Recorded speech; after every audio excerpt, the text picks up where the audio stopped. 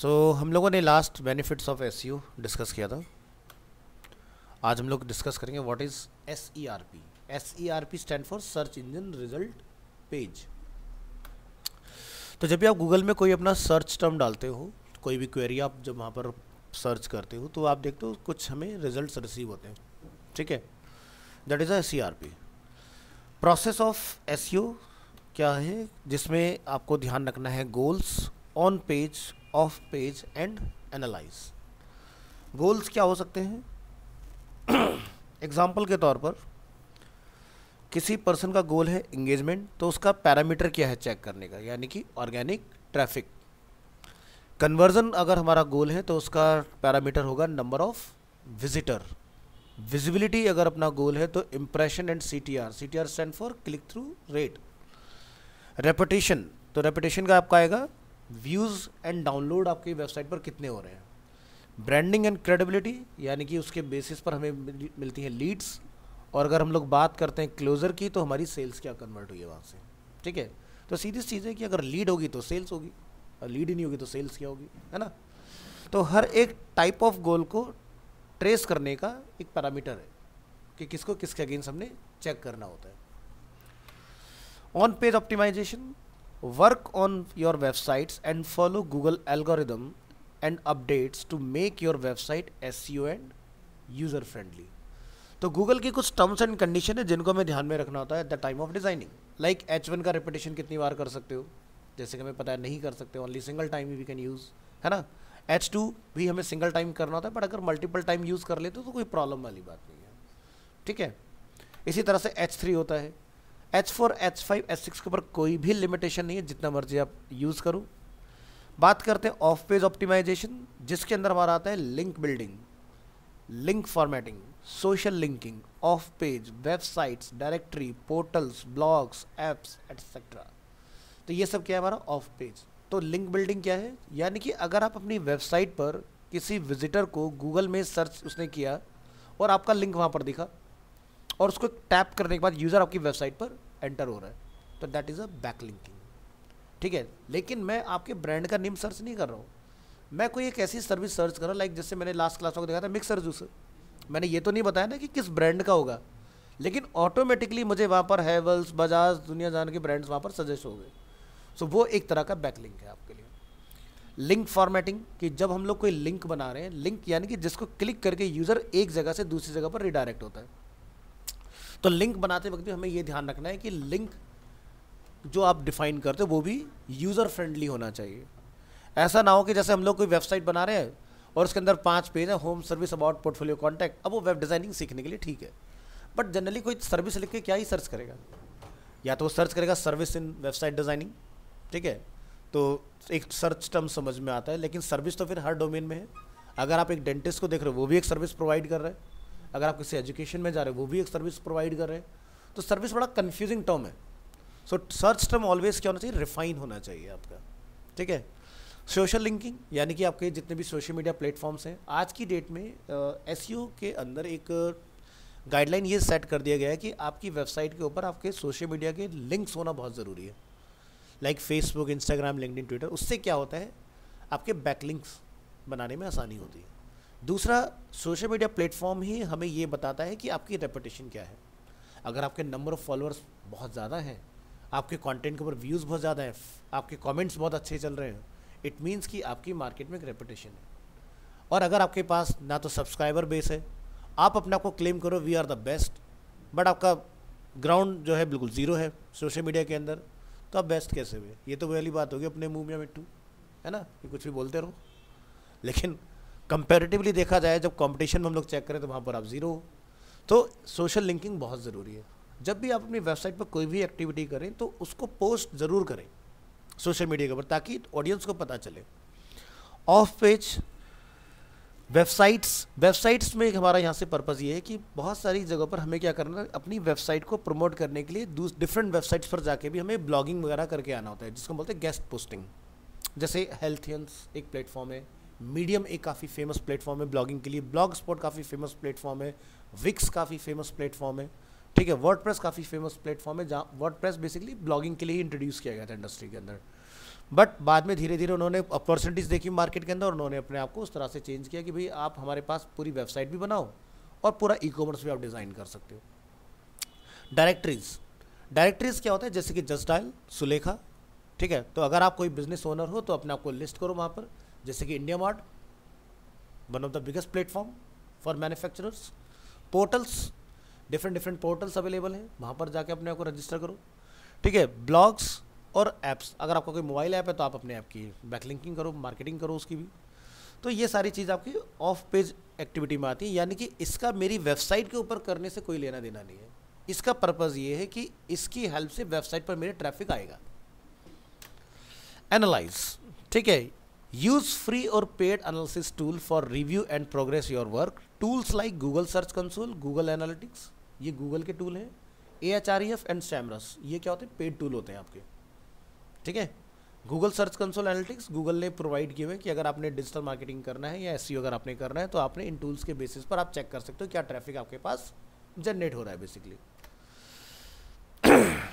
अब बात करते हैं types of SEO।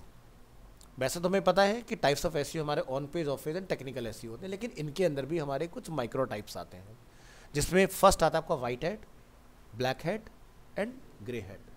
White hat होता है जो बेसिकली गूगल के जो टर्म्स कंडीशन है उसको अगर आप फॉलो करके काम कर रहे हो। ब्लैक हैट जहाँ पर आप उल्टे सीधे काम करके अपनी वेबसाइट को टॉप पर ले आते हो, और ग्रे हैट जहाँ पर हम दोनों चीज़ों का मिक्सअप करके काम कर रहे हैं, ठीक है। तो देखने में कुछ ऐसे होते हैं, एग्जाम्पल के तौर पर मान के चलो, ठीक है, समझने में आसानी होगी। वाइट हैट के बारे में बात करेंगे, benefits of white hat SEO। Only organic and ethical SEO activities are used in white hat SEO. Must follow search engine guideline and algorithm. White hat SEO techniques is must for best long-lasting sustainable ranking and result. For building positive online reputation, white hat SEO technique is must. Techniques की बात करेंगे। Making SEO and user-friendly website according to the Google updates and guidelines. Technique, website loading speed and response is a must. जैसे हम लोग हमेशा मैं सिखाते आ रहा हूँ डे 1 से कि आपकी वेबसाइट अगर 2.5 सेकंड में अगर एंड यूज़र को रेस्पॉन्ड नहीं कर रही तो आपकी वेबसाइट ख़राब है, यानी कि आप कंपटीशन से पहले ही बाहर हो गए, क्योंकि इतनी देर कोई भी विजिटर नहीं रुकता। या तो विजिटर तब रुकेगा जब आप मार्केट में अकेले हो उस डोमेन के अंदर। आज की डेट में हर एक फील्ड के अंदर कॉम्पिटिटर बहुत ज़्यादा है, हर चीज़ में कंपटीशन है, ठीक है। अब जैसे एग्जांपल के तौर पर कुछ फ्री सॉफ्टवेयर ऐसे होते हैं जहाँ पर हमें कोई सब्सक्रिप्शन नहीं लेना होता है, वहाँ पर आप झेलते हो उनको। जैसे कि मैंने एक मूवी का चलता है ना पिकासो, अब स्पीड अच्छी आ रही है नहीं आ रही, बफरिंग हो रही है, लेकिन हम पेशेंस रखते हैं क्योंकि भाई वहीं पर फ्री मिल सकता है ना कंटेंट, तो मजबूरी है। तो ये हो गया उस केस में कि चल सकता है। लेकिन अब पिकासो जैसे ना जाने कितने सारे ऐसे प्लेटफॉर्म है जो दिखा रहे हो डेटा, तो आप क्या बंद करो, दूसरे पे देखते हैं। बट अल्टीमेटली कहीं ना कहीं इनका जो सर्वर होता है ना वो एक ही होता है, नाम अलग अलग है, ठीक है। जैसे मार्केट के अंदर रियलमी, शाओमी, दुनिया जान के जो नाम चल रहे हैं, ओप्पो, वीवो, ठीक है, सब क्या है, अल्टीमेटली है तो एक ही कंपनी। बट उन्होंने क्या करा कि मार्केट का कोई भी सेगमेंट ना छूट जाए, कि भाई जो कैमरा लवर है उसको कैमरा वाला फ़ोन दे दो, जिसको परफॉर्मेंस चाहिए उसको परफॉर्मेंस वाला OnePlus दे दो। तो सबके हिसाब से उन्होंने अलग अलग ऑडियंस के लिए एक एक लॉलीपॉप पकड़ा दी मार्केट में, और सारे खुश हैं भाई कि भी हमारे पास है। लेकिन अल्टीमेटली पैसा कहाँ जा रहा है, एक ही कंपनी के पास, ठीक है। तो समझ में आ रहा है सिस्टम। तो जब भी आप कोई प्रोडक्ट या कोई ब्रांड आप बना रहे हो तो आपने ये कोशिश करना है कि आप मैक्सिमम लोगों को कैसे कवरअप कर सकते हो। ऐसा मत बना दो कि भाई जैसे एप्पल है, अब एप्पल का जो ऑडियंस है ना वो बड़ा रिफाइन सा है। आज की डेट में फाइनेंशियल इंस्टीट्यूशन इतने अवेलेबल हैं कि हम लोग फाइनेंस करा के फ़ोन ले लेते हैं EMI के ऊपर। बट अगर क्रेडिट कार्ड बंद कर दिया जाए या नो कॉस्ट EMI ख़त्म कर दी जाए तो एप्पल की जो सेल्स 7% की भी है ना वो घट के 2-3% रह जाएगी, ठीक है।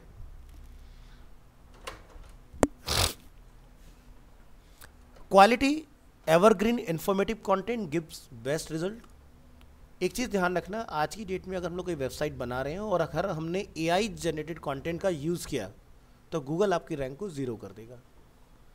अभी तक पिछले कुछ टाइम तक ऐसा था कि जब ChatGPT इंट्रोड्यूस ही हुआ था तो बहुत सारे लोगों ने, मतलब बहुत, अगर आप YouTube वगैरह पर देखो तो ऐसे बहुत सारे नए नए लोग उठ के आए कि जिसकी एज 20-25 साल है और उसने 20 लाख रुपए महीने का कमा लिया, ठीक है, क्योंकि वो स्टार्टिंग फेज था, तब तक ट्रैकिंग उतनी स्ट्रांग नहीं हुई थी। लेकिन चैट जीपीटी के बाद में गूगल बहुत अलर्ट हो गया। उसने सीधा सा एक अपना बार्ड एआई जो बनाया है, वो बेसिकली यही काम करता है कि किसकी वेबसाइट में कंटेंट प्रॉपर तरीके से लिखा हुआ है या किसकी वेबसाइट में कंटेंट जीपीटी या फिर किसी डिफरेंट एआई के थ्रू रिटन है। तो जहाँ पर भी आपकी वेबसाइट में कंटेंट एआई ड्रिवन होगा, रिटन होगा, आपकी वेबसाइट की रैंक 0 कर दी जाएगी। तो भूल के भी शॉर्टकट नहीं लगाना है कि भाई कंटेंट राइटर की ज़रूरत नहीं है, अपना कंटेंट लिखेंगे और लगा देंगे। ठीक है, तो इस ईयर से 2024 से गूगल ने बहुत स्ट्रिक्ट स्टेटमेंट दे दिया है कि अगर मुझे दिखा तो आपकी रैंक जो भी होगी वो 0 कर दी जाएगी। Meta tag and description should be keyword rich and relevant to page content and URL. तो देखो, जब भी कोई एक पेज बनता है ना, नॉर्मल जब हम लोग HTML से कोडिंग करते हैं तो उसमें एक होता है हेड के अंदर टाइटल टैग। जब हम लोग उस फाइल को सेव करते हैं तो वहाँ पर भी हम लोग उसका कोई नेम डिफाइन करते हैं, लाइक index.html वगैरह। ठीक है, और हम लोग एक डिस्क्रिप्शन लिखते हैं पेज का, जिसमें हम लोग पेज के बारे में बताते हैं चंद लाइनों में, जो अंडर 160 कैरेक्टर होना चाहिए इंक्लूडिंग वाइट स्पेस। तो उसी के अंदर आपके कीवर्ड्स भी होने चाहिए, पेज के ऊपर आप क्या इन्फॉर्मेशन लिख रहे हो वो भी वहीं पर होना चाहिए। जैसे फॉर एग्जांपल हम यहाँ से लिखते हैं फ्लिपकार्ट, तो हमारा टाइटल पर पॉइंटर लेके आओ अपना माउस, और यहाँ पर कुछ आपको दिखाई देगा लिखा हुआ, online shopping site for mobiles, electronics, furniture, grocery, आगे ट्रिपल डॉट आ गया। यानी कि जो गाइडलाइन है एसईओ का वो है 60 कैरेक्टर का, कि आपने 60 कैरेक्टर में पेज का टाइटल लिखना होता है, और यहाँ पर उससे ज़्यादा का लिखा हुआ है, इसलिए क्या हुआ, ट्रिपल डॉट बन गया। ठीक है, तो अगर हम लोग इसके कोड में जाएं और फाइंड करें यहाँ से टाइटल, तो पूरी इन्होंने कहानी क्या लिखी, online shopping site for mobiles, electronic, furniture, grocery, lifestyle, books and more, best offers. ठीक है, तो पहला टारगेट क्या रखा इन्होंने, मोबाइल्स, क्योंकि फ्लिपकार्ट एक्चुअल में इलेक्ट्रॉनिक में फेमस ही मोबाइल से हुआ था, क्योंकि फ्लिपकार्ट ने मार्केट में अपने पैर जमाने के लिए मोबाइल ही बेचे सबसे ज़्यादा। उन्होंने क्या बोला कि अगर 15% का डिस्काउंट चाहिए तो मोबाइल खरीदो। मोबाइल कहाँ से खरीदो, फ्लिपकार्ट से खरीदो। बंदे ने फ्लिपकार्ट से मोबाइल खरीदा, फ़ोन में फ्लिपकार्ट डाल लिया, उसके बाद में सारी चीज़ें बेचते जा रहे हैं उसको। क्योंकि जब आपके फ़ोन में हर वक्त फ्लिपकार्ट होगा तो चलो खोल के देख लेते हैं कुछ ऑफर चल रहे कि नहीं चल रहे। तो फ्लिपकार्ट एक तरह का ऐसा है जैसे कि हम लोग मॉल में गए, लेना कुछ और है लेकिन हम घुस गए किसी डिफरेंट सेक्शन में और 10 चीज़ें में और दिखाई दे रही हैं, है ना। तो वैसे कुछ फ्लिपकार्ट भी काम करता है कि ऑफ़र जो होते हैं वो आपकी नीड की ना चीज़ें होते हुए आपको वहाँ से खरीदवा देंगे कि भाई चलो अच्छा मिला है ले लेते हैं। तो digital window shopping, keep site structure user friendly. इसका मतलब क्या है स्टेटमेंट का, कि अगर कोई विजिटर आपकी वेबसाइट पर आ रहा है तो उसको चीज़ें कैटेगरी ढूंढने में दिक्कत ना हो। जैसे फ्लिपकार्ट का बड़ा ही नीट एंड क्लीन है, ग्रॉसरी, मोबाइल, उन्होंने टेक्स्ट के साथ साथ विजुअल्स का भी यूज़ किया है। तो जिसको पढ़ने आता है वेल एंड गुड, नहीं आता है विजुअल तो समझ में आते ही है ना, तो बंदा वहाँ से बहुत इजीली फाइंड आउट कर सकता है। तो इसको हम बोलते हैं clear navigation. Points, images and videos must relevant to page content, मतलब कंटेंट कभी कॉन्ट्राडिक्ट नहीं होना चाहिए। कि भाई जैसे आप क्या एक विजिटर वेबसाइट पर सर्च कर रहा है ग्राफिक डिज़ाइनिंग इंस्टीट्यूट, अब अरीना ने उसमें पार्टिसिपेट कर दिया एग्जांपल के तौर पर, बच्चे ने क्लिक किया, पेज खुल रहा है वेब डिज़ाइनिंग का, तो क्या हुआ, फॉल्स कंटेंट आ रहा है ना वहाँ पर। तो इस केस में क्या होगा, आपकी रैंक पर इम्पैक्ट आता है, क्योंकि सीधी सी बात है, आप ढूंढ रहे हो एंड्रॉयड और सामने वाला शॉपकीपर आपको निकाल के दे रहा है आईफोन। भैया मेरा बजट ही नहीं है, मैं अगर होता तो मैं आईफोन ना मांगता तुमसे। तो सेम वैसे ही होता है वहाँ पर। तो क्या होगा, यूज़र आएगा और छोड़ के चला जाएगा। जब वो आपकी वेबसाइट पर आया और आपको छोड़ के चला गया तो आपको वो दे के जाता है उसके बदले में बाउंस रेट। आपकी वेबसाइट का अगर बाउंस रेट 10% से ज़्यादा है तो वो आपके लिए एक नेगेटिव साइन है। तो बहुत सारे लोगों को स्टार्टिंग में बाउंस रेट का मतलब नहीं पता होता, बड़े खुश होते, 75% का बाउंस रेट है, बड़े वो तो तुम्हारे लिए गलत है भाई। तुम्हारा बाउंस रेट 10% से नीचे होना चाहिए, क्योंकि अगर यूज़र तुम्हारी वेबसाइट को छोड़ के भाग रहा है वो होता है बाउंस, यानी कि आया चला गया, यानी कि उसको समझ में नहीं आया तुमने क्या लिख दिया वहाँ पर, या वेबसाइट आपने जो मैंने सर्च किया उससे रिलेवेंट नहीं है। जैसे इसका बेस्ट एग्जांपल, आप लोग क्या करते हो, जैसे कोई मूवी वगैरह रिलीज़ होती है वो कहीं नहीं मिल रही तो आप ढूंढना स्टार्ट करते हो नेट के ऊपर। अब गूगल में आप देखना मूवी कल रिलीज़ होगी लेकिन आज से ही लोगों ने पोस्ट बना के डाल दी होंगी कि भाई यहाँ से डाउनलोड करें, ये करें वो करें। बंदा बेचारा लग जाता है मेहनत करने, वो जाता है मिलता नहीं है, बंद कर देता है। तो ये क्या हुआ, बाउंस। ठीक है, लेकिन हम फ्री में ढूंढ रहे होते हैं तो बड़ी शिद्दत से एक एक मिनट भी लगा देते हैं, तो वो उन चोरों के लिए फ़ायदेमंद हो जाता है। वो ऐसे और लोगों को बेवकूफ़ बनाएंगे, क्योंकि जितनी ज़्यादा आप देर रुकोगे उतनी ज़्यादा उनकी रैंक इम्प्रूव होती है, और जितनी जल्दी आप छोड़ के भागोगे किसी को तो उसकी रैंक नीचे अपना गूगल डाउन करते जाता है। तो कहने का मतलब ये कि अगर एक एवरेज एक विजिटर 30 सेकंड किसी वेबसाइट पर देखे जाता है तो उस वेबसाइट की रैंक में इजाफा होता है, और अगर एक विजिटर आया 2 से 3 सेकंड में वेबसाइट को छोड़ के जाता है तो उसकी रैंक में गिरावट आ जाएगी, यानी कि डाउन जाएगी, रैंक फॉल हो जाएगी वहाँ पर। तो व्हाइट हैट एसईओ का समझ में आया। अब बात करते हैं black hat. This is completely unethical process. ठीक है, ध्यान से सुनना इस चीज़ को। Violation of search engine guidelines and algorithm, यानी कि गूगल ने जो अपनी प्रोग्रामिंग लिखी है और आपने उसको ब्रीच किया। यानी कि मैं कह रहा हूँ कि भाई आपने x = 2 रखना है, आप कह रहे हो कि मैं तो 0 लगाऊंगा। ठीक है, लगा दो, कोई दिक्कत नहीं है, हो सकता है आप कामयाब भी हो जाओ कुछ टाइम के लिए, लेकिन वो खुशी ज़्यादा दिन की नहीं होगी। Black hat SEO can provide quick and good result in short term but not sustainable and long lasting. Use of black hat SEO can get your domain blacklist and remove your website from search engine. समझ रहे हो, आपने एक मेहनत करके website बनाई, domain खरीदा, सब कुछ किया, लेकिन गलत शॉर्टकट लगाने के चक्कर में आपने अपनी वेबसाइट को पेनलाइज करा लिया। Point black hat tactics are spamming and point website will be penalised for lifetime, यानी कि वो डोमेन फिर कभी इन फ्यूचर रैंक ही नहीं हो सकता अगर आपने गलत तरीका फॉलो कर लिया। अब यहाँ पर एक टिप्स है आप लोगों के लिए कि अगर कभी आप कोई डोमेन खरीद रहे हो तो वो डोमेन जो आप खरीदने की तैयारी कर रहे हो उसको एक बार गूगल में चला के ज़रूर से देखो। हो सकता है कि किसी ने उसके ऊपर कुछ ऐसी एक्टिविटी की हो जो आपको ले डूबे खरीदने के बाद। इसको ऐसा समझो सम सॉर्ट ऑफ कि भाई मैं एक सेकेंड हैंड कार लेने गया, मेरे को बड़ी अच्छी डील मिली थी, 10 लाख की गाड़ी मेरे को 2-3 साल पुरानी 4 लाख में मिल रही है, तो भाई वहाँ पे दाल में कुछ काला है, या तो बहुत ज़्यादा बंदे की मजबूरी है, या फिर एक्चुअल में उसके साथ हो सकता है एक्सीडेंट वगैरह का केस हो रखा हो, या फिर उसकी पूरी बॉडी पेंट हो रखी हो, बॉडी मतलब एक्सीडेंट में पूरी बॉडी ख़राब हुई हो, तो कोई ना कोई तो चक्कर ज़रूर होगा, नहीं तो इतने कम में कैसे मिल सकती है। तो सेम वैसा ही है कि जब मैं कोई डोमेन खरीद रहा होता हूँ ना, तो मुझे इस चीज़ को ज़रूर क्रॉस चेक करना है, वेरीफाई करना है कि उस डोमेन को चलाया किसने। हो सकता है कि वो डोमेन बहुत अच्छा काम किया लेकिन बाद में बंदे ने बंद कर दिया नॉर्मली, या हो सकता है कि उसने उसके ऊपर कुछ ब्लैक हैट ट्राई किया, तो आपने वो खरीद लिया लेकिन वो आपको कभी भी काम करके नहीं देगा। ठीक है, तो एक वेबसाइट होती है हुईज वेबसाइट के ऊपर जाइए और उस वेबसाइट पर जाके आप चेक कर सकते हो कि वो डोमेन को कौन ऑन कर रहा है और कितना पुराना डोमेन है और किस किस ने उसको ऑलरेडी यूज़ किया हुआ है। Techniques of black hat SEO: use of paid link, hidden text in the website, article spinning, hidden link, cloaking, website over optimisation, content scam, link manipulation, SERP spam and crooked website. ये सारी activity total number of 10 जो होती हैं वो आपकी black hat के under में consider होती हैं। यूज़ ऑफ पेड लिंक, जैसे मान लो कि आपने अपनी वेबसाइट को रैंक कराने के लिए कोई पेड कीवर्ड का यूज़ कर लिया, ठीक है, तो वो आपका गलत माना जाएगा उस केस में। हिडन टेक्स्ट आपकी वेबसाइट में लाइक वाइट बैकग्राउंड है, वाइट टेक्स्ट आपने लिख के वहाँ पर डाला हुआ है, यूज़र को नहीं दिखा रहे हो लेकिन एल्गोरिदम तो पढ़ रहा है ना उस चीज़ को, और आपने उसके बेसिस पर अपनी वेबसाइट को रैंक करा लिया। आर्टिकल को आप एक पेज पर भी लिख रहे हो और उसी आर्टिकल को आप कई अलग अलग डिफरेंट पेजेस पर लिख रहे हो। ठीक है, हिडन लिंक से जैसे देखते हो कि जब आप कोई मूवी वगैरह किस तरह की वेबसाइट पर जाते हो, आप क्लिक करते हो 3 लिंक और खुल जाते हैं अपने आप ही, that is a hidden link. Cloaking, यानी कि आपका जो कीवर्ड है, जो आपकी वेबसाइट है, वो ऑटोमेटिकली बार बार रिफ्रेश हो रही है, नया नया डेटा पास करते जा रही है ऑटोमेटिक। वेबसाइट के अंदर ओवर कीवर्ड है, बार बार एक चीज़ को आप कह रहे हो। ठीक है, कंटेंट का आप स्कैम कर रहे हो कि लाइक आपने दिखाया लैंडिंग पेज पे कुछ और लेकिन अंदर जाके निकला कुछ और उसके अंदर। लिंक मैनिपुलेशन, कि आपने लिख दिया डाउनलोड मूवी फ्रॉम हेयर और क्लिक किया तो उसके ऊपर कुछ और खुल गया, है ना। जैसे आप जाते हो कोई सॉफ्टवेयर का क्रैक डाउनलोड करने, उसके अंदर वो डाल देते हैं वायरस कि भैया जैसे ही बंदा डाउनलोड करेगा, एक्सट्रैक्ट करेगा, इसका कंप्यूटर हैक। ठीक है, तो ये क्या हुआ, लिंक मैनिपुलेशन।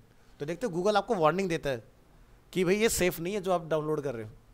तो जहाँ पर गूगल आपको वार्निंग दे रहा है ना, तो उसको डाउनलोड मत करो। ठीक है, क्योंकि उसके अंदर कुछ ना कुछ गड़बड़ हो सकती है, हो सकता है विंडो आपकी क्रैश कर जाए उसके डालते ही, या सिस्टम हैक हो जाए। Sorry.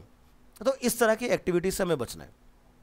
Grey hat, grey hat क्या है कि जैसे कहावत है कि आटे में नमक चल सकता है, नमक में आटा नहीं चल सकता, वैसा ही कुछ है कि अगर 80% हम लोग वाइट हेड चला रहे हैं तो 20% या 10% हम लोग ब्लैक हेड चला सकते हैं।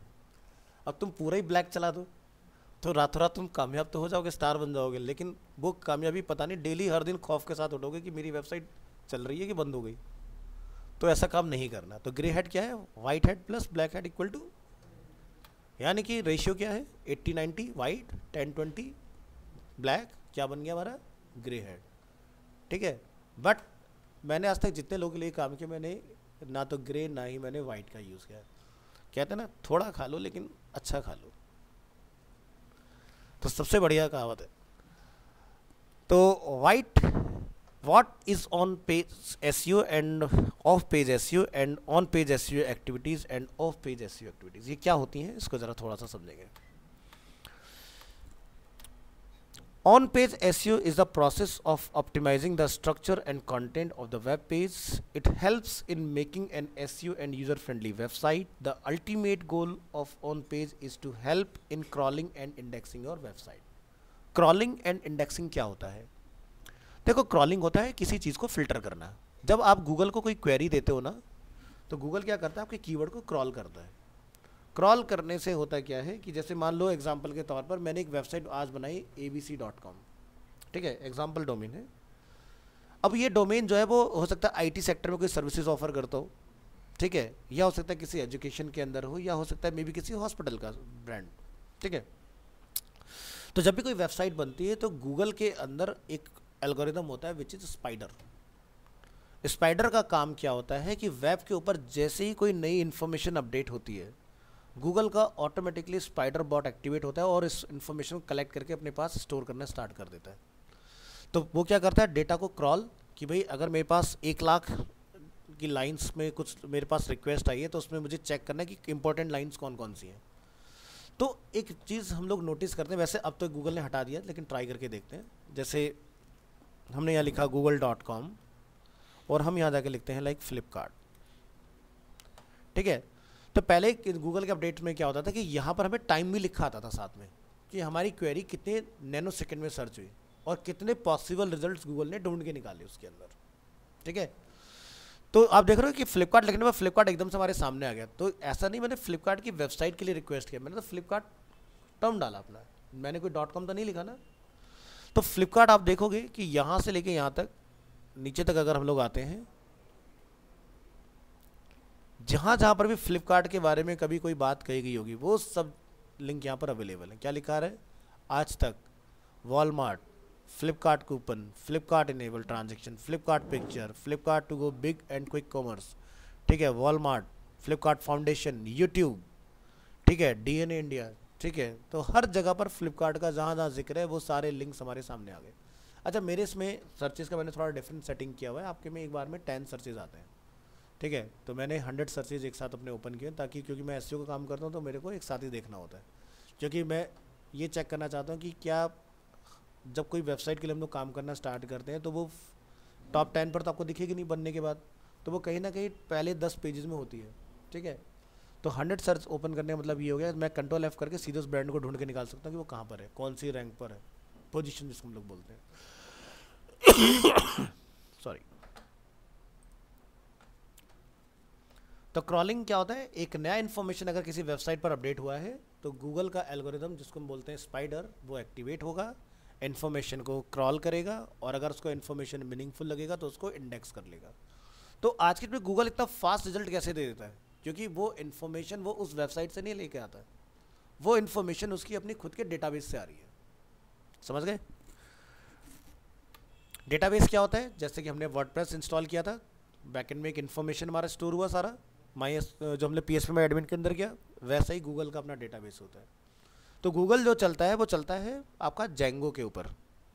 पाइथन जेंगो का नाम सुना है? पाइथन प्रोग्रामिंग लैंग्वेज है जो कि एनालिसिस के लिए हम लोग यूज़ करते हैं। जितना भी एनालिटिकल आपने काम करना होता है वो सारा का सारा फोरकास्टिंग वगैरह से रिलेटेड वो पाइथन के अंदर होता है। तो जैसे कीवर्ड रिसर्च, जैसे कीटम, offline keyword research, online keyword research, ये भी आपका उसी में आएगा। ऑन पेज ऑप्टिमाइजेशन में हमारी वेबसाइट का स्टाइल एंड स्ट्रक्चर क्या है, कंटेंट हमारा अप टू डेट है या नहीं है, ठीक है, यूआरएल हमारे वेल ऑप्टिमाइज्ड हैं, पेज का नेम हमने क्या रखा है, मेटा टैग्स प्रॉपर हमने लगाए हैं कि नहीं, ब्रेड क्रम्ब नेविगेशन, तो ब्रेड क्रम्ब नेविगेशन हमारे डीएम वाले कैंडिडेट्स नहीं जानते, लेकिन समझ में आ जाएगा क्या होता है, यूआई बाकी सब जानते हो डेवलपर जितने भी हो।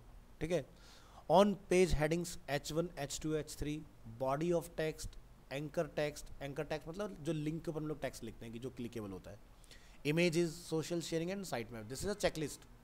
जब आप कोई वेबसाइट बना रहे हैं तो आपने ऑन पेज के अंदर इन सब चीज़ों का ध्यान रखना होता है। Next, technical expect of SEO, compatibility, structure data markup, 301 redirect and customise 404 error page. जैसे मान लो कि आप किसी वेबसाइट पर जाते हो और आप ऐसे यूआरएल को रिक्वेस्ट करते हो जो कि एग्जिस्ट नहीं करता, तो वहाँ पर क्या होता है, हमारे 404 पेज आता है। Site map and Google search console, like HTML site map होता है एक जो कि विजिटर के लिए होता है, XML साइट मैप होता है बेसिकली गूगल के लिए, रोबोट डॉट टेक्स्ट जो हम लोग बनाते हैं होता है हेल्पिंग यू हाइड, कि हमें सर्च इंजन से क्या छुपाना है क्या बताना है। ठीक है, गूगल सर्च कंसोल आपका टूल जो होगा वो रिपोर्ट्स वगैरह जनरेट करके देगा कि आपकी वेबसाइट पर रियल टाइम ट्रैफिक कितना है, वो सारी चीज़ें। बात करेंगे ऑफ पेज एसईओ में, any activity or efforts taken outside of a website to improve its search engine ranking, जिसमें unique informative links, URL link, topic link and keyword links. ठीक है, देन क्या होता है हमारा book marking, classified article and blog submissions, directory submissions, image submissions, business listing, document, PDF and PPT submissions, profile creation, web 2.0 and guest posting. ये सारी activity करनी होती है एसईओ वालों को जो बेसिकली ऑफ पेज में आती हैं। और बाद में फिर हमारा आता है content marketing and social marketing.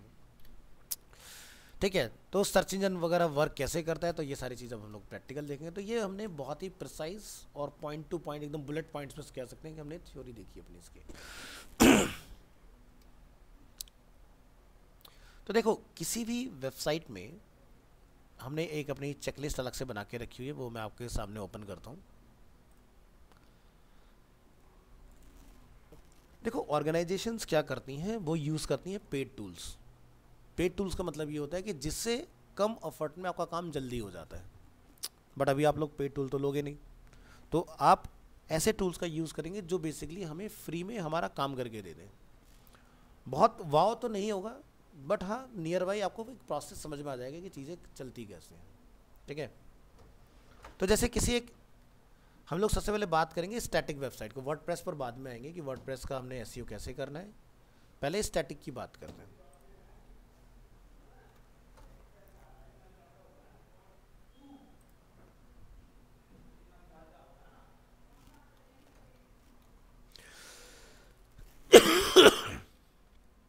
हम डेटा सी ड्राइव में स्टोर करते हैं ना, हाँ।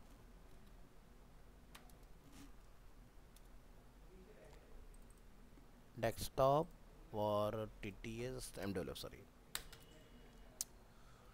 कोई यहाँ से एक पेज ले लो जिसको हम लोग ट्राई कर सकते हो।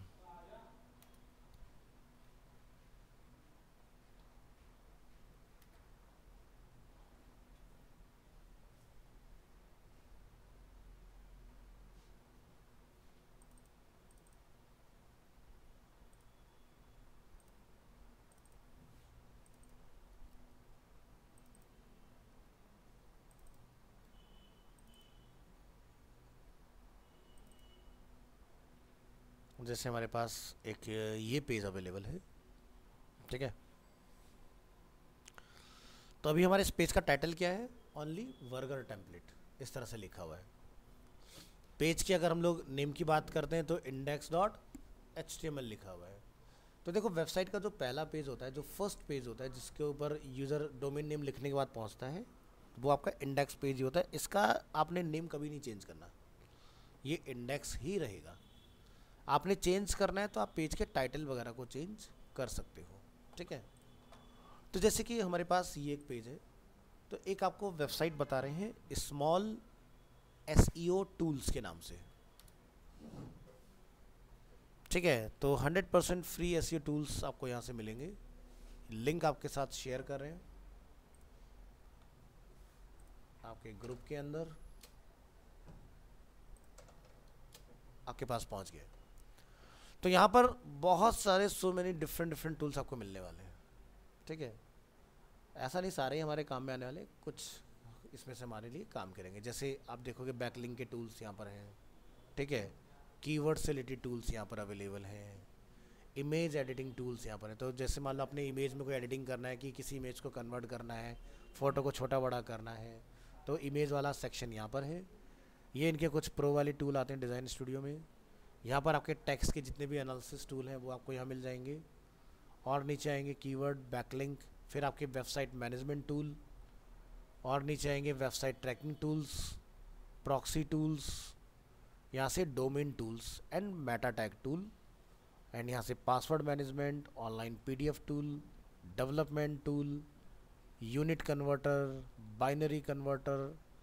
तो हर तरह के टूल्स इसके अंदर अवेलेबल हैं। तो सारे ही एसईओ में नहीं है, लेकिन ये वेबसाइट जो फेमस हुई थी एसईओ टूल से ही फेमस हुई थी, और बाद में ग्रेजुअली उन्होंने बहुत सारी चीज़ें इसके अंदर ऐड कर दी।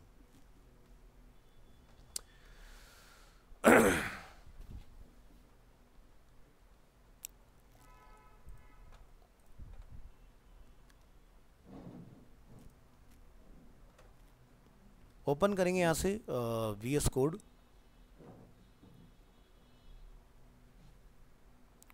और इस लोकेशन को हम लोग रिलोकेट करेंगे इसके अंदर।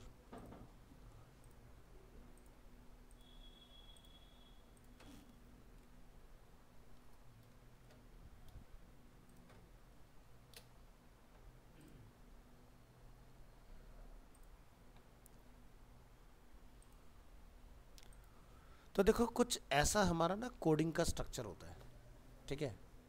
एक जो वेबसाइट होती है वो दो सेक्शन में डिवाइडेड होती है, ठीक है। डीएम वाले कैंडिडेट ध्यान से सुने, वेब वाले ऑलरेडी जानते हैं। एक होता है हमारा हेड सेक्शन, दूसरा हमारा होता है बॉडी सेक्शन, ठीक है। जितना भी पेज हमारा डिज़ाइन होता है वो बॉडी के अंदर ही होता है, और हेड और बॉडी इन दोनों को जो होल्ड करता है वो कौन होता है, HTML लैंग्वेज। डिज़ाइनिंग का पार्ट जितना भी होता है वो CSS हैंडल करता है, और अगर कोई फंक्शनैलिटी है वेबसाइट के अंदर, लाइक जैसे कि स्लाइडर वगैरह या कोई ड्रॉप डाउन, तो वो पार्ट आपका JS से होता है। तो एक वेबसाइट के अंदर जब कोई CSS लिखा जाता है ना, तो हमें कुछ चीज़ों का ध्यान रखना है कि जो भी हमारा CSS का कोड हो वो बेसिकली मिनीफाइड हो।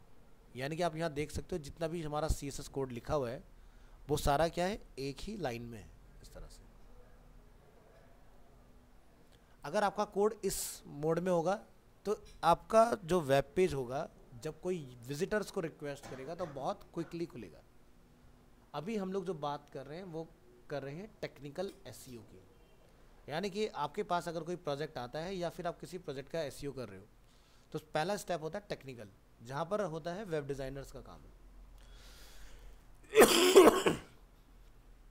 और जैसे आप लोग हो डीएम वाले कैंडिडेट, आपका काम क्या है, वो रिपोर्ट तैयार करना है कि वेबसाइट में क्या गलत है क्या सही है। जो जो आपको लगता है कि वो टेक्निकल एक्सपेक्ट में जाएंगी चीज़ें, तो वो आपको रिपोर्ट बना के किसको दे देना है, वेबसाइट डिज़ाइनर्स को, कि भाई इसको फिक्स करो। और अगर आपको आता है फिक्स करा तो वेल एंड गुड है, ठीक है। तो नॉर्मली क्या होता है, वेबसाइट में जो CSS होते हैं वो इस तरह से लिखे होते हैं, जिसमें आप देखोगे इस टेम्पलेट को डिज़ाइन करने में इतना कोड लिखा हुआ है, काफ़ी लंबा कोड है, तकरीबन 465 लाइन का CSS इसमें लिखा गया है इस पूरे पेज को बनाने के लिए, ठीक है। लेकिन जब हमने इसको कंप्रेस किया तो मेरा पूरा कोड किस में हो गया, एक ही लाइन में। अब सीधा सा इसका आंसर है कि भाई कहाँ 465, कहाँ पर सिंगल लाइन, तो आसान है इसका आंसर बहुत, कि भाई कौन सा कोड हमारा जल्दी रेंडर होगा, ठीक है। तो देखो अगर कोड हमारा लाइन बाय लाइन रेंडर होता है तो कोड को रेंडर होने में लगता है टाइम, और अगर मेरा एक ही लाइन में बहुत ही लेंदी कोड है तो वो आपका बहुत जल्दी रेंडर होगा, ठीक है। तो पहला स्टेप ये होता है कि वेबसाइट के अंदर जो भी मेरा कोड है वो होना चाहिए कंप्रेस, ठीक है। तो इसीलिए हम लोग यहाँ पर क्या लिखते हैं, मिन वर्जन। मिन stand for minified, machine readable code, ना कि ह्यूमन रीडेबल कोड। तो यहाँ पर जो आप कोड देख रहे हो ये है ह्यूमन रीडेबल, एक एक चीज़ हमें बहुत क्लियरली दिखाई दे रही है। बट यहाँ पर अगर आप देखोगे तो एक लाइन में थोड़ा सा पढ़ने में आपको डिफ़िकल्टी होगी इस चीज़ को, ठीक है। कोई स्पेस नहीं मिलेगा, कोई एंटर नहीं मिलेगा, सब एक लाइन में हो जाएगा। इसके बाद हमें यहाँ पर ये चेक करना है कि क्या हमारे पेज में डॉक टाइप अवेलेबल है या नहीं है। ठीक है, डॉक टाइप जो होता है ये बताता है ब्राउज़र को कि आपका जो पेज है वो किस लैंग्वेज में डिज़ाइन है। अगर नहीं होगा तो वो HTML ओनली, और अगर लगा हुआ है तो विच मीन्स कि वो HTML5 में बना है। समझ गए? तो पहला लाइन जो है वो ये आपके ब्राउज़र को इंस्ट्रक्शन देता है कि आपका पेज HTML5 कोडिंग का यूज़ कर रहा है। देखो एसईओ में हम ये सब चीज़ें क्यों डिस्कस कर रहे हैं, क्योंकि अल्टीमेटली एसईओ किसी वेबसाइट का ही कर रहे हो आप, और अगर आपका वेबसाइट सही से नहीं काम करेगा तो आप कितने भी बैकलिंक बना लो आपको कभी रैंक मिलेगा ही नहीं। ठीक है, तो कहते हैं ना कि अगर आधार खराब है तो ऊपर इमारत आपने 20 फ्लोर की बना ली, वो चलेगी कितने दिन, पहला अर्थक्वेक आया वो नीचे। तो वही होगा यहाँ पर तुम्हारे साथ कि तुमने वेबसाइट अगर प्रॉपर टेक्निकल में चेक नहीं की और बैकएंड पर आप मेहनत करते जा रहे हो दिन रात, उसके ऊपर 100 बैकलिंक्स बना रहे हो, लेकिन वेबसाइट हमारी गूगल में रिस्पॉन्ड नहीं कर रही। रीज़न क्या है? क्योंकि हमारा बेस गलत है। तो पहला स्टेप होता है टेक्निकल एसईओ। टेक्निकल एसईओ में आपने लैंग्वेज का टाइप चेक कर लेना है, आपका कोड मिनिफाइड है या नहीं है ये चेक करना है। इसके बाद एक बहुत ही इंपॉर्टेंट लाइन होती है हमारी वेबसाइट के अंदर, मेटा नेम व्यू पोर्ट। ठीक है, वो इसमें नहीं है लाइन। दिखाता हूँ क्या होता है। जैसे अगर हम लोग यहाँ पर एक न्यू फाइल बनाएं, हमने इसको नेम दिया demo.html, और अगर आप यहाँ जाके लिखते हैं HTML5 तो यहाँ से आपको कुछ दिखाई देगा। गूगल ने 2020 में एक अपना रिलीज़ निकाला और उसने ये बोला कि भाई अगर किसी वेबसाइट के अंदर रेस्पॉन्सिवनेस नहीं है तो मैं उस वेबसाइट को गूगल में इंडेक्स नहीं होने दूंगा। मतलब वो ये चाहता है, देखो गूगल का सीधा सा फंडा क्या है, गूगल को जो इनकम आती है वो किससे आती है? मोबाइल यूज़र से। अब एक वेबसाइट अगर मोबाइल फ्रेंडली नहीं होगी तो गूगल को क्या हो रहा है? उस वेबसाइट को रैंक कराने से लॉस हो रहा है। भाई वो बिजनेस कर रहा है मार्केट के अंदर, तो वो ये चाहता है कि जो भी वेबसाइट बने वो एंड यूज़र के पास ओपन होनी चाहिए तरीके से, वो उसको प्रॉपर तरीके से एक्सेस कर पाए फ़ोन में। अब ये जो हमारे पास अभी के लिए वेबसाइट है इसको हमने रेस्पॉन्सिव नहीं बनाया है, बट अगर हम लोग इसको यहाँ पर ओपन करते हैं विद सर्वर, ठीक है, और अगर हम लोग मोबाइल मोड में लेके जाते हैं इसको, तो आप देख रहे हो यहाँ पर ये जूम आउट हो गया पूरा, लेकिन क्या हुआ? टेक्स्ट की रीडेबिलिटी खत्म हो गई इसके अंदर, है ना? सब क्या हो गया? Zoom out. अब इतने छोटे टेक्स्ट को मोबाइल यूज़र तो नहीं पढ़ सकता, उसको क्या करना पड़ेगा? फिर जूम करना पड़ेगा। ठीक है, तब जाके वो उस कंटेंट को रीड कर सकता है। उसी के अलग अगर मैं जाके यहाँ पर देखता हूँ कि भाई एक वेबसाइट जैसे मैंने livastu.com लिखा है यहाँ पर, ये अभी डेस्कटॉप वर्जन देख रहे हैं। अब इसके मोबाइल वर्जन की बात करते हैं तो सारा टेक्स्ट आपको प्रॉपर दिखाई दे रहा है, ग्राफिक हमारे सारे उसके अकॉर्डिंग एडजस्ट हो गए ऑटोमेटिकली। ठीक है, तो ये जैसे हम लोग कंटेंट यहाँ पर देख रहे हैं, ठीक है, तो इसमें कहीं भी मुझे रीडेबिलिटी का इशू नहीं आ रहा, बट यहाँ पर क्या हो रहा है? कंटेंट स्केल डाउन हो गया। तो समझ गए ना? तो यानी कि पहला नंबर आपका यही कट जाएगा गूगल में। जैसे आपका पेज जाएगा और आपने सर्च इंजन का रिक्वेस्ट किया कि भाई ये मेरी वेबसाइट है, इसको मैं इंडेक्सिंग के लिए रिक्वेस्ट कर रहा हूँ, गूगल आपकी वेबसाइट में परफॉर्मेंस का एरर निकाल देगा। ठीक है, तो ये चीज़ का हमें ध्यान रखना है कि हमें अपनी वेबसाइट में एक टैग ज़रूर से लगाना है। भले से आपने रेस्पॉन्सिव बनाया लेकिन ये लाइन लिखना आप भूल गए तो आपका रेस्पॉन्सिव ढंग से काम नहीं करेगा। और दूसरा, गूगल का जो एल्गोरिदम है वो ये स्टैक को चेक करता है, तो ये आपकी वेबसाइट के अंदर होना चाहिए। ठीक है, जैसे हमने यहाँ पर क्या करा, इसको इंटीग्रेट कर दिया। नेक्स्ट, गूगल आपका कंटेंट टाइप जो होता है वो चेक करता है कि आप किस यूनिक कोड में काम कर रहे हो। हमारी कंट्री में US UK बेस्ड जितनी भी कंट्री हैं, ठीक है, जो उसके लैंग्वेज को यूज़ करें, वहाँ पर क्या चलता है? एनकोडिंग हमारा UTF-8। तो ये भी आपकी वेबसाइट में होना ज़रूरी है, तो इसको भी आपने लगाना है। ये दो मेटा सबसे इम्पोर्टेंट रोल प्ले करते हैं। इसके बाद आपको ये ध्यान रखना है कि HTML टैग में लैंग्वेज एट्रीब्यूट का होना ज़रूरी है। आपकी वेबसाइट अगर इंग्लिश लैंग्वेज को कंटेन करती है तो आपने लैंग EN का यूज़ करना है। Lang stand for language, EN stand for English. अब इसके दो फायदे, एक तो गूगल को ये पता चल गया कि आपका कंटेंट की लैंग्वेज क्या है। दूसरा बेनिफिट ये होगा कि अगर किसी एंड यूजर ने ट्रांसलेटर का यूज कर रखा है अपने ब्राउजर के अंदर, तो आपकी वेबसाइट ऑटोमेटिक ट्रांसलेट नहीं होगी, समझ गए, वहां पर उसको फोर्सफुली ट्रांसलेट करना पड़ेगा। तो ये ऑटो ट्रांसलेट से भी आपको बचाएगी। तो आपको HTML टैग को रिप्लेस करना है विद लैंग एट्रीब्यूट, यानी कि लैंग्वेज। अभी हमारा जो पेज है वो रेडी है। अब गूगल CSS में क्या चेक करता है, आपकी CSS एक्सटर्नल है तो आपको अच्छे पॉइंट मिलेंगे, इंटरनल है तो आपके पॉइंट्स कम हो जाएंगे। अब जैसे जितना भी मैंने कोड लिखा सब बाहर लिखा है, अगर मैंने इस तरह से थोड़ा बहुत CSS लिखा है तो कोई दिक्कत नहीं है, बट अगर आपने ये पूरा CSS अगर यहाँ लिख दिया होता तो ये गलत है, ठीक है। तीसरा होता है कि मैंने किसी लाइन में जाके यहाँ पर लिख दिया स्टाइल इक्वल टू इस तरह से, तो अगर किसी भी कोड में गूगल ये कहता है कि अगर 100% CSS है, उसमें से सिर्फ आप 5% ही CSS जो है वो आप इनलाइन चला सकते हो।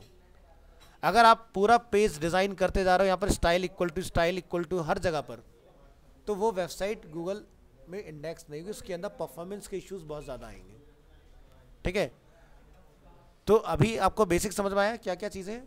हमारा कोड कंप्रेस होना चाहिए CSS का, एक्सटर्नल होना चाहिए, viewport is mandatory to check your website is responsive और नॉट, आपकी लैंग्वेज का टाइप क्या है, आपने किस लैंग्वेज में अपने पेज को बनाया है।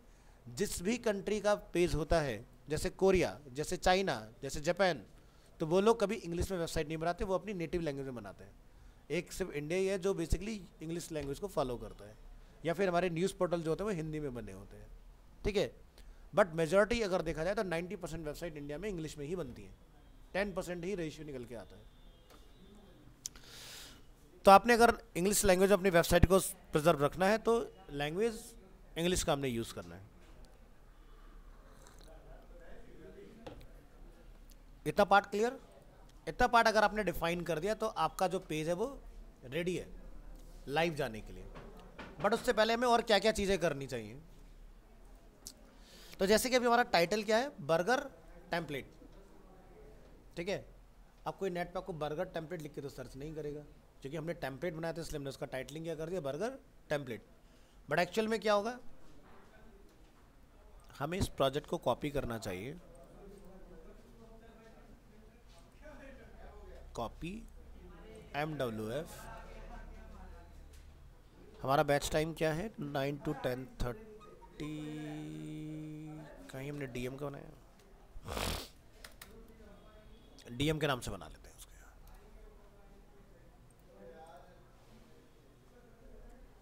इसमें मैंने जितना भी काम किया मैं इसको अंडू कर दे रहा हूँ, जैसा था वैसे ही छोड़ देंगे इसको, और हम अपनी इस DM लोकेशन को लोकेट कराएंगे। ओपन फोल्डर,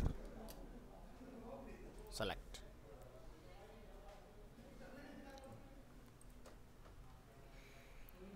ठीक है जी। तो जहाँ तक हमने काम किया वो सारा कुछ इसमें सेट है। हमारा व्यू पोर्ट, हमारा लैंग्वेज का टाइप, ठीक है, सारी चीज़ें इसके अंदर अवेलेबल है। तो हम लोग डिस्कस कर रहे थे टाइटल। टाइटल का जो स्टैंडर्ड सेट है गूगल के अकॉर्डिंग वो है आपका 60 कैरेक्टर्स। मैक्सिमम अगर डालना चाह रहे हो तो 65, but most of the browser 60 character तक ही सपोर्ट करते हैं, ठीक है। तो 60 कैरेक्टर इंक्लूडिंग वाइट स्पेस, यानी कि जैसे यहाँ पर 2 वर्ड हैं तो हमें 2 वर्ड से मतलब नहीं, इसके अंदर टोटल नंबर ऑफ कैरेक्टर की लेंथ कितनी है ये चीज़, तो आपने 60 में ही इसको मेंशन करना है। जैसे यहाँ पर बर्गर टेम्पलेट है तो मैंने आपको बताया कि बर्गर टेम्पलेट लिख के हमें कोई भी सर्च नहीं करेगा। बर्गर के नाम से कोई ज़रूर ढूंढ सकता है, लेकिन खाली बर्गर टर्म नहीं हो सकता, क्योंकि बर्गर बहुत वेग टर्म हो गया, उसमें वेज भी आ गया, नॉन वेज भी आ गया, डिफरेंट टाइप्स ऑफ बर्गर आ गए। तो जब भी आप कोई टाइटल डिफाइन करते हो ना, तो उसमें हमने एक चीज़ का ध्यान रखना है, मेरी सर्विस उसके अंदर होनी चाहिए कि मैं क्या सर्विस दे रहा हूँ। तो जैसे मेरे यहाँ से अगर कोई आ रहा है रेस्टोरेंट के ऊपर बंदा, तो वो क्या ले रहा है, बर्गर लेके जा रहा है, तो मेरा सर्विस कवर हो गया। मेरी लोकेशन इसके अंदर होनी चाहिए कि मैं कहाँ से वो सर्विस ऑफर कर रहा हूँ, मे बी इंडिया से हो, मे बी आप दिल्ली से हो, दिल्ली के पर्टिकुलर किसी कॉन्टिनेंटल से हो आप, तो वो वहाँ पर होना चाहिए, समझ गए। और आप वहाँ पर कुछ ऐसे टर्म यूज़ करो जो बेसिकली आपको यूनिक बनाए ब्राउज़र के अंदर। तो जैसे बहुत सारे लोग लिखते हैं टॉप 10, एग्जाम्पल के तौर पर, एक मिनट, ठीक है। तो यहाँ पर जैसे हमारा सर्विस आ गया इसके अंदर, दूसरा आपका ब्रांड नेम जो भी होगा वो आपको यहाँ पर मेंशन करना है। जैसे कि एग्जांपल के लिए अगर KFC है तो अपना यहाँ पर KFC लिखे, अगर मैकडोनल्ड्स है तो मैकडोनल्ड्स लिखा जाए यहाँ पर, अगर बर्गर किंग है तो बर्गर किंग आए, अगर बर्गर सिंह है तो बर्गर सिंह आए। यहाँ पर बर्गर सिंह भी ब्रांड है, काफ़ी फेमस है, ठीक है। तो उस तरह से आपने यहाँ पर लगाना है। तो देखो ये जो हमने यहाँ पर लगाया, पाइप बोलते हैं इसको हम लोग, तो ये होता है हमारा डेलीमीटर। डेलीमीटर बेसिकली पाइप भी हो सकता है, डेलीमीटर आपका हाइफन भी हो सकता है। आप दोनों में से किसी का भी यूज़ कर सकते, लेकिन मिक्स नहीं करना कि भाई वो एक लाइन जैसा दिख रहा हो, यानी कि ब्रांड अलग हो, ठीक है, आपकी लोकेशन अलग हो और आपका सर्विस अलग हो। जैसे एग्जांपल के तौर पर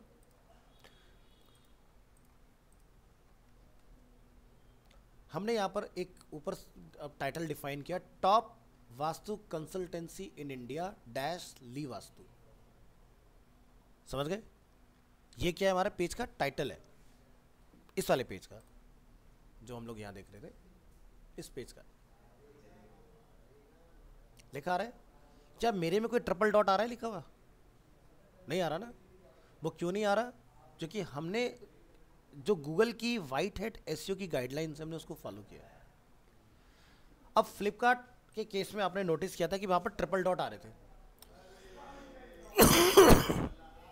ठीक है, आ रहे ना ट्रिपल डॉट यहां पर। तो देखो फ्लिपकार्ट के केस में ये गलत है, बट उसके लिए प्रॉब्लम इसलिए नहीं क्योंकि वो यूनिक है। भाई यूनिकॉर्न है मार्केट के अंदर, या तो फ्लिपकार्ट है या फिर अमेजोन है, जिनका बेसिकली चलता है।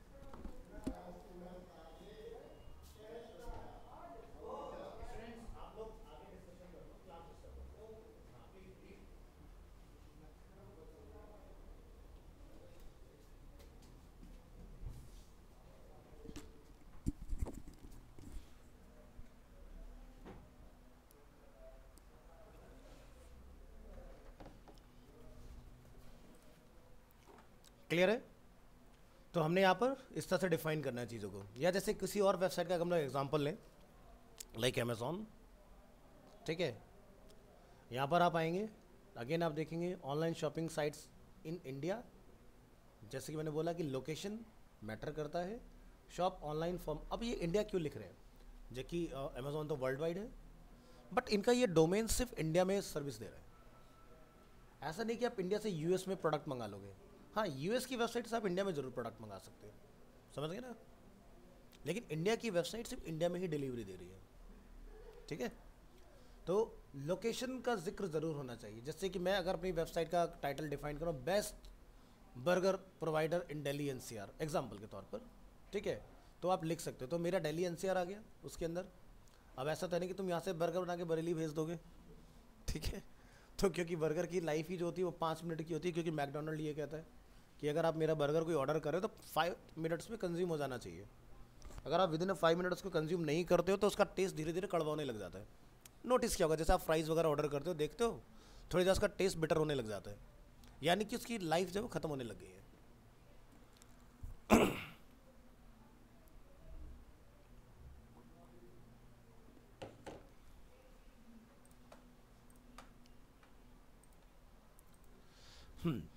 एक हमने ये एग्जांपल देखा, कुछ और देखेंगे जैसे कि क्रोमा। तो अभी हम लोग क्या कर रहे हैं, रिसर्च कर रहे हैं ना। तो कभी भी कुछ भी काम करने से पहले रिसर्च ज़रूर करो कि लोग क्या यूज़ कर रहे हैं। जैसे हम यहाँ पर आते हैं तो देख रहे हो डेलीमीटर्स का इन्होंने यूज़ किया, क्रोमा इलेक्ट्रॉनिक्स ब्रांड नेम आ गया। ऑनलाइन इलेक्ट्रॉनिक शॉपिंग, ये इनका बेसिकली सर्विसेज वगैरह को दिखा रहे हैं। बाय इलेक्ट्रॉनिक्स ऑनलाइन अपनी जो गाइडलाइन है उसके अंडर में है, ट्रिपल डॉट नहीं आ रहा है, बहुत अच्छा है, ठीक है।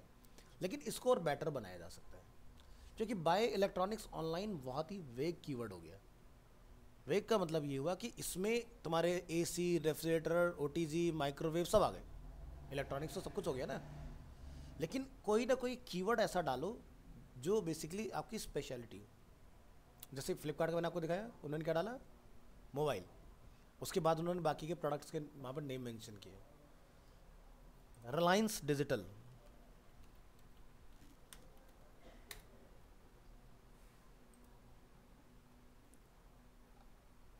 यहाँ आइए, online electronic shopping store in India, ठीक है, शॉपिंग स्टोर आ गया और यहाँ से लोकेशन भी अपना आ गया, ठीक है। अब आप देख रहे हो जब मैंने इसको सर्च किया था यहाँ पर, यही सेम यहाँ लिखा रहा है, तो ये क्या है, ये पेज का टाइटल है, समझ रहे हो, जो हमें बेसिकली यहाँ पर दिखाई दे रहा है। तो जब आप किसी पेज को सेव करते हो टाइटल वगैरह डिफाइन करके, जब गूगल में वो सर्च होता है तो यहाँ पर वो टाइटल आपको दिखाई देगा। इसके क्लिक पर जो ओपन हो रहा है, आप क्या यूआरएल में कुछ देख रहे हो इस तरह का, online electronic shopping store in India, नहीं आ रहा ना, क्योंकि वो है index.html या index.php, जो भी टेक्नोलॉजी यूज़ हुई होगी। अब इसके नीचे मुझे चंद लाइनें यहाँ पर दिखाई दे रही हैं। जब भी आप कोई वेबसाइट को रिक्वेस्ट करते हो ना, तो वहाँ पर 2 लाइनर्स आपको दिखाई देंगे। जैसे एग्जांपल के तौर पर मैं यहाँ से फिर से लिखता हूँ गूगल, और मैंने यहाँ जाके लिखा अरीना एनिमेशन, तो आप यहाँ देखोगे कुछ मुझे टेक्स्ट दिखाई दे रहा है। यहाँ पर अगर हम लोग देख रहे हैं तो हमें कुछ टेक्स्ट यहाँ पर दिखाई दे रहा है, लेकिन आगे ट्रिपल डॉट है। अगेन ट्रिपल डॉट क्यों आ रहा है आपको पता चल रहा है, क्योंकि इन्होंने 160 कैरेक्टर की लिमिट को ब्रीच किया है, तभी ट्रिपल डॉट आएगा, नहीं तो नहीं आएगा। अब ये जो इन्फॉर्मेशन है मैं इसको कॉपी कर लेता हूँ, मैं वेबसाइट पर आता हूँ, यहाँ आने के बाद मैं इस वेबसाइट में प्रेस करता हूँ Ctrl+F, और मैंने यहाँ पर पेस्ट किया, तो क्या लिखा है 0/0, यानी कि जो मैंने डेटा वहाँ से कॉपी करके यहाँ पेस्ट किया वो इस वेबसाइट पर है ही नहीं। तो डेटा आया कहाँ से, कहीं तो होगा। तो ये जो अभी वेबसाइट का हम लोग हेड सेक्शन देख रहे हैं ना, मेटा, ये मेटा के अंदर है, यानी कि अगर मैं यहाँ से Ctrl+U प्रेस करूँगा, इस वेबसाइट के कोड में जाऊँगा, और जब मैं यहाँ पर Ctrl+F करूँगा तो मेरी लाइन मीट हुई, यहाँ पर दिखाई दिया। तो ये क्या है, मेटा नेम इज डिस्क्रिप्शन, और यहाँ पर लिखा है Arena animation is one of the leading animation institute in India, join us for best courses in animation.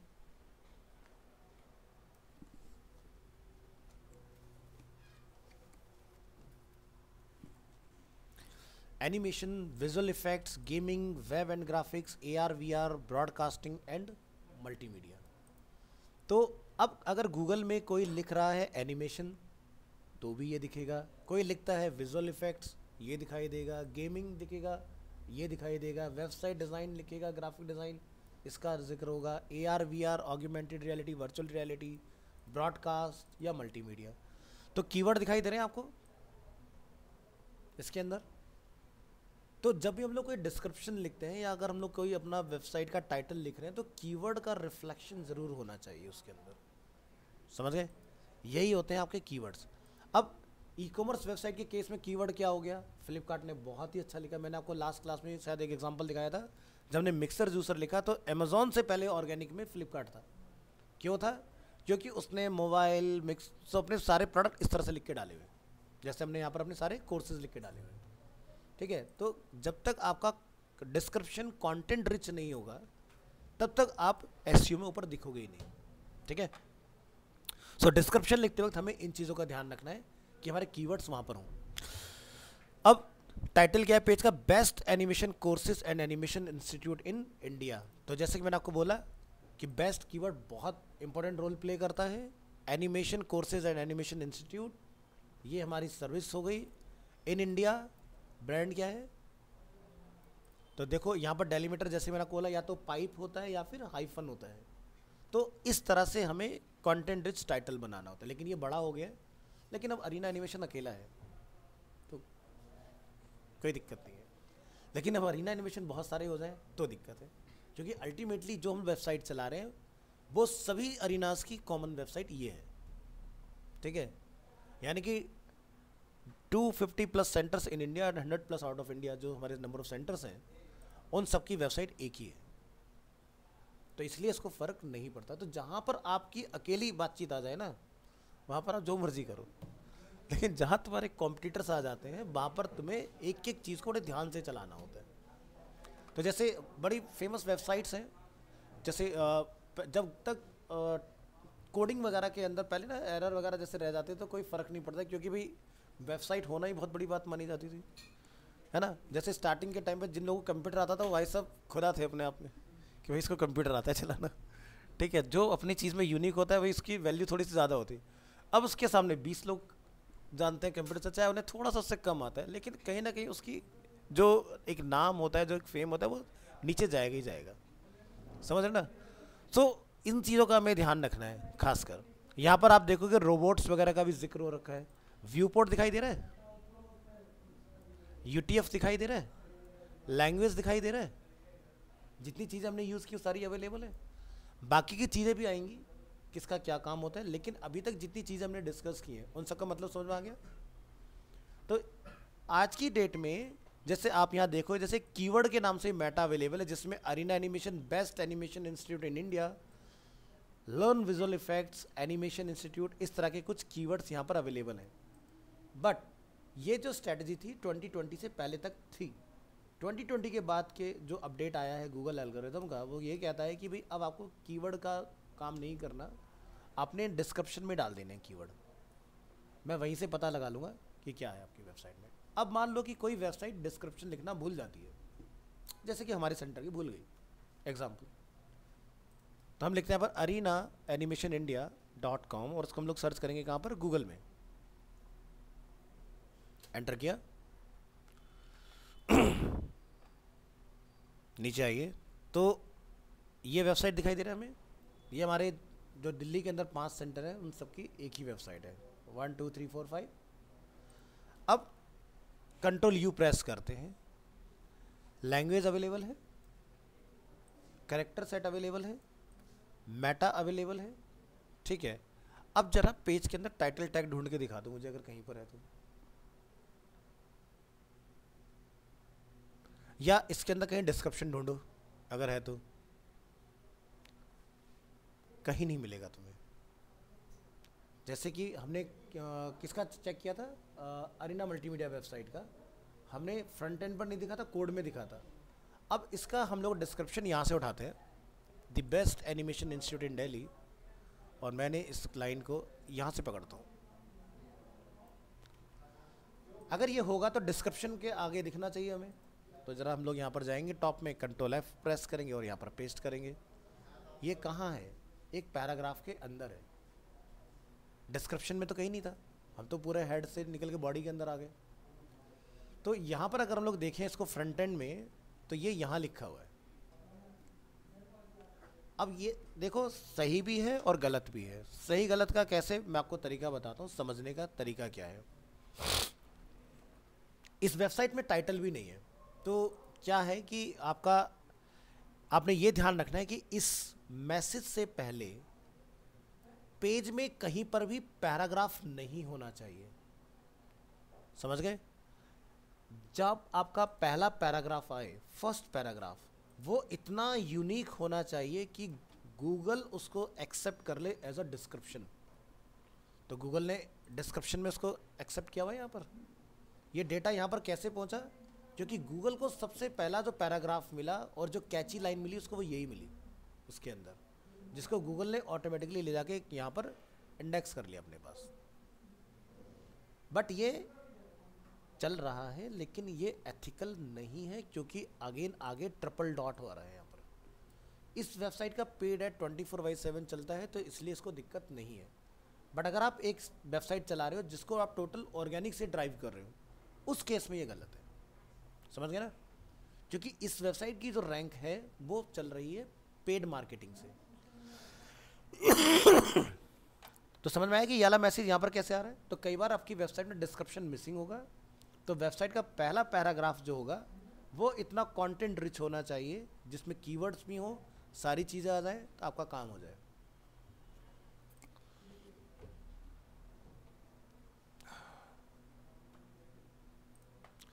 तो आज के लिए हम लोग इतना पार्ट रखेंगे। नेक्स्ट क्लास में थोड़ा सा और डीप डाइव मारेंगे इसके अंदर, फिर कुछ प्रैक्टिकल परफॉर्म करके देखेंगे। रिसर्च बहुत ज़रूरी है। कुछ भी करने से पहले, लगाने से पहले इसकी रिसर्च ज़रूर करना। जैसे एक वेबसाइट डिज़ाइनर डेवलपर कभी भी पेज का नाम एंड यूज़र के हिसाब से नहीं रखता, वो अपने हिसाब से रखता है। कि जैसे वेबसाइट का पहला पेज है तो इंडेक्स, या हो सकता है वो होम रख दे, या हो सकता है होम 1 रख दिया उसने, क्योंकि वो बना रहा है, रखते जा रहा है। दिक्कत कहाँ आती है? जब वो जाता है एसईओ के अंदर, तो गूगल सब रिजेक्ट कर देता है उन सब चीज़ों को। नेम, अभी सीधी सी बात है, आप कभी कुछ होम लिख के सर्च करते हो उसमें सर्च इंजन में? नहीं लिखते ना हम लोग, या हम लोग कोई इंडेक्स लिख के सर्च करते हैं, नहीं करते। हम हमेशा उस सर्विस के बारे में जिक्र करते हैं, लोकेशन के बारे में जिक्र करते हैं, टॉप 10 का जिक्र करते हैं, या बेस्ट कीवर्ड का जिक्र करते हैं जब ढूंढ रहे होते हैं कुछ, ठीक है। तो आपने भी उन्हीं कीवर्ड के साथ अपना कॉम्बिनेट करके यूआरएल या टाइटल बिल्ड करना है बेसिकली। ध्यान रहे, वेबसाइट अगर 5 to 10 पेजेस की है तो पहले पेज यानी कि होम पेज का जो नेम होगा वो इंडेक्स ही होगा। टाइटल चाहे उसका जो मर्जी रखो, टाइटल में 60 कैरेक्टर होंगे जिसमें आपकी सर्विस, आपकी लोकेशन, आपका ब्रांड नेम मैटर करेगा। डिस्क्रिप्शन जब हम लोग अपने बारे में डिस्क्राइब करेंगे 160 कैरेक्टर के अंदर, उसमें हम अपने कीवर्ड्स, हमारी सर्विसेज का अगेन जिक्र करेंगे। इतना कर दिया, आपकी वेबसाइट का ऑन पेज एसईओ हो गया। टेक्निकल वाले पार्ट में मैंने आपको क्या बताया, मेटा टैग होना चाहिए, UTF-8 हमारा जो कि कैरेक्टर सेट हम लोग एंड यूनिकोड क्या यूज़ कर रहे हैं, लैंग्वेज HREF एट्रीब्यूट का होना चाहिए, मेटा व्यू पोर्ट होना चाहिए, CSS की कोडिंग कंप्रेस होनी चाहिए, इनलाइन CSS नहीं चलेगा, एक्सटर्नल यूज़ करेंगे आपके पॉइंट्स बढ़ेंगे वेबसाइट के अंदर। इन सब चीज़ों का हमने ध्यान रखना है। टाइटल टैग का रिपीटिशन नहीं होगा, H1 only single time use होगा, क्योंकि वो आपका बेसिकली फोकस फेज होता है कि आपकी फोकस फ्रेज पर आप क्या लिख रहे हो। वहाँ पर जो टाइटल H1 में डाल रहे हो वही आपके URL में भी आना चाहिए, वही आपके टाइटल में भी होना चाहिए, वही आपके डिस्क्रिप्शन में भी होना चाहिए। अगर वो H1 मैच नहीं किया उन जगह पर तो आपके H1 का कोई डालने का मतलब ही नहीं है। समझ गए? इस चीज़ का ध्यान रखना है। H1 टैग में जो हम लोग लिख रहे हैं वो टाइटल, डिस्क्रिप्शन, URL तीनों जगह पर वो होना चाहिए। तो इस तरह से बनता है हमारा H1 फोकस फ्रेज। समझ गए?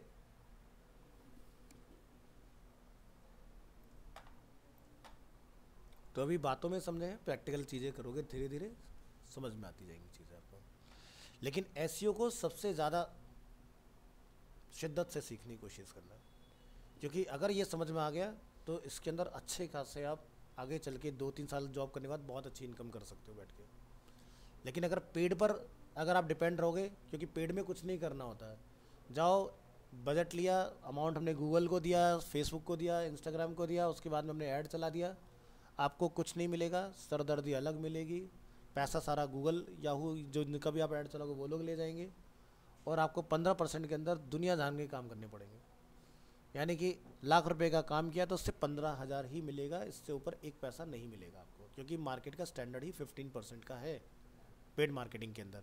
और अगर आप एक्सपीरियंस नहीं हो तो आपको और कम मिलेगा। ये मैं प्रोफेशनल का बता रहा हूँ रेट, एजेंसीज का जो कमीशन होता है। अगर आप एज ए फ्रीलांसर चला रहे हो तो हो सकता है आपके साथ सेटलमेंट 5%, 7%, 8% पर भी हो, तो कोई फ़ायदा नहीं है।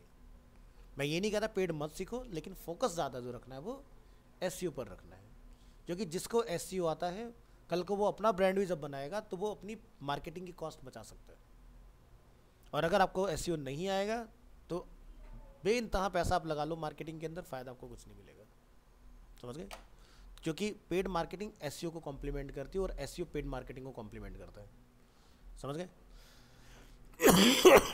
इसीलिए आपको डायरेक्ट एसईओ सिखाने की जगह हमने पहले वेबसाइट डिज़ाइनिंग का थोड़ा सा बेसिक समझाया, सो दैट कि एक वेबसाइट का क्या इंपॉर्टेंट रोल है वो आपको समझ में आए।